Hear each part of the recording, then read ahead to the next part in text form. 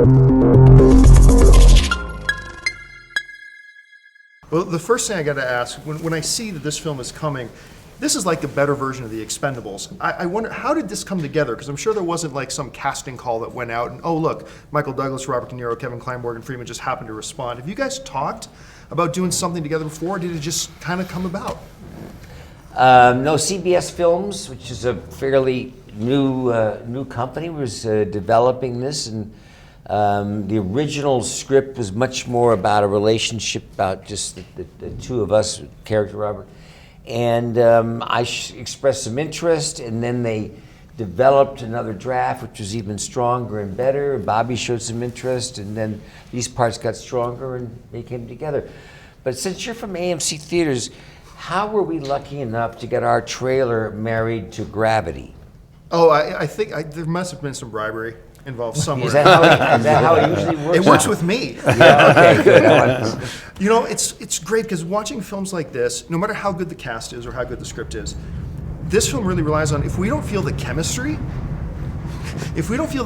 between you guys and believe that you guys are lifelong friends for 60 years, this film doesn't work. But it did. Why did that chemistry on screen work so well between the four of you?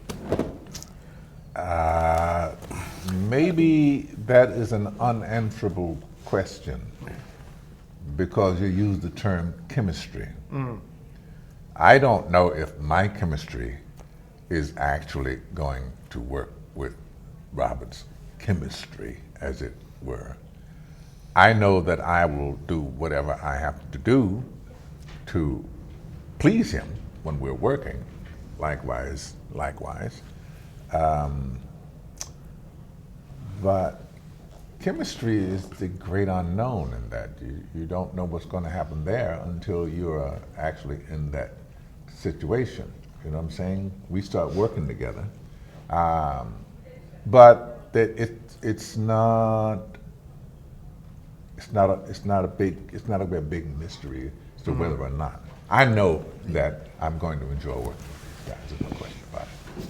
I think a really clever thing that John Turteltaub, the director, did was, and this is where casting, was spend the time to cast 4 kids that really exemplified each of us, so that through the opening credits, you saw the Flatbush 4, and they really had a striking, resemblance and kind of persona to us.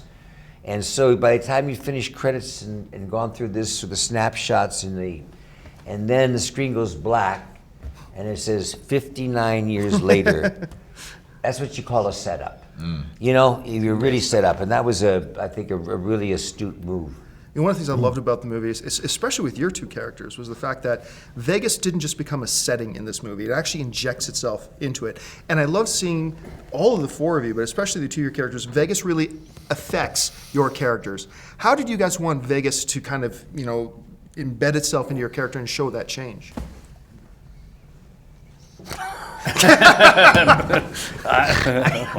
Whoa. You're giving us way more credit than we say. Vegas. No, but I mean, my character he's got all these crazy ideas, and he's laboring under several delusions and illusions, and Las Vegas being one of the most illusion oriented. It's all smoke and mirrors, and it's all this.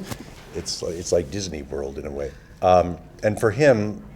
He learns, I think each character learns something about himself. Each character is taught something by the other characters about himself.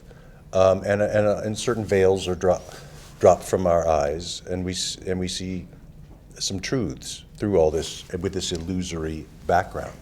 Well, listen, thank you so much, guys. The movie was a lot of fun, and we can't wait to have it on AMC screens. Great. Thank you very much, guys. Thank you. We look forward to it. If you like this video, be sure to give it a thumbs up, and don't forget to subscribe to AMC Movie News on YouTube. It's free and a great way to stay updated with all the latest movie news, and check out our daily show, AMC Movie Talk. Also, don't forget to check us out on Facebook and Twitter to stay in the loop for our special prizes, giveaways, and contests.